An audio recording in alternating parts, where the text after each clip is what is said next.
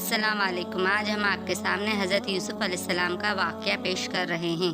پیارے دوستو، آپ کو حضرت یوسف علیہ السلام کی ابتدائی زندگی اور ان کی خوبصورتی کے بارے میں مختصر بتاتے ہیں۔ یاد رہے، حضرت یوسف علیہ السلام کا زمانہ 2000 سال قبل مسیح بتایا جاتا ہے۔ آپ کے والد حضرت یعقوب اللہ کے برگزیدہ انسان تھے۔ والدین کو آپ سے بہت محبت تھی۔ نور نبوت اوائل عمر میں ہی نظر آ رہی تھی۔ آپ کا حسن و جمال اس نور نبوت کا عکس تھا۔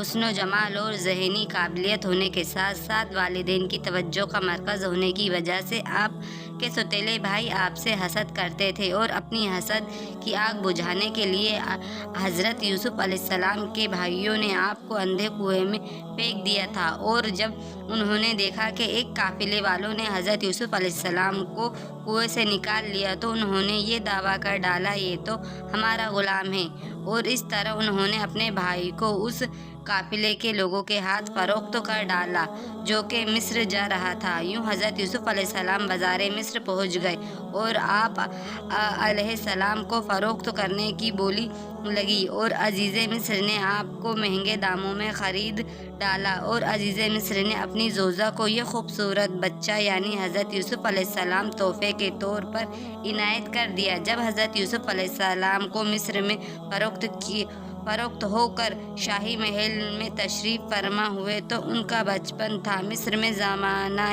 جاہلیت کا دور تھا، آتش بازی عام تھی، جبکہ حضرت یوسف علیہ السلام یکتا خداوند کے عبادت کرنے والے تھے۔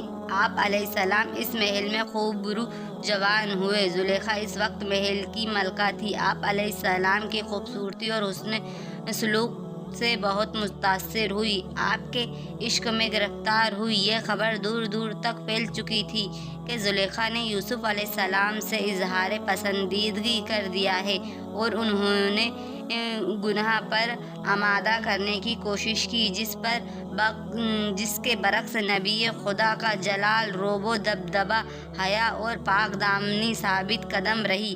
یہ واقعہ قرآن پاک میں موجود ہے۔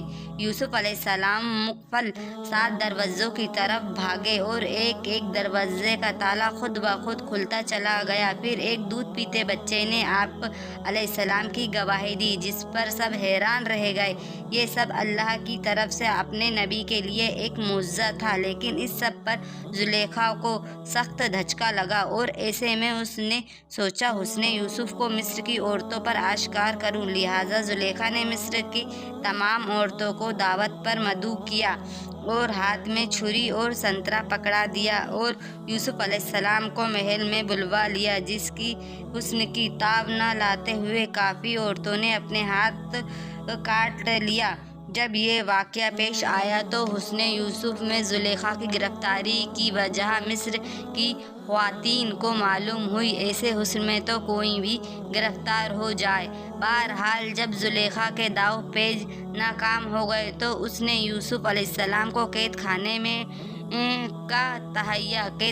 ڈالنے کا تہیہ کر لیا، اور اس کے بعد یوسف علیہ السلام کئی سالوں تک قید میں رہے اور اپنے علم کی وجہ سے رہائی پائی، اور پھر عزیز مصر کے عہدے پر فائز ہوئے، جو کہ ایک لمبا واقعہ ہے۔ ہم آپ کے ساتھ پھر کسی ویڈیو میں شیئر کریں گے۔ آپ کو ہماری حدیث اچھی لگی ہو تو ہمارے چینل محمد علی کو لائک، سبسکرائب اور کمنٹ ضرور کریں۔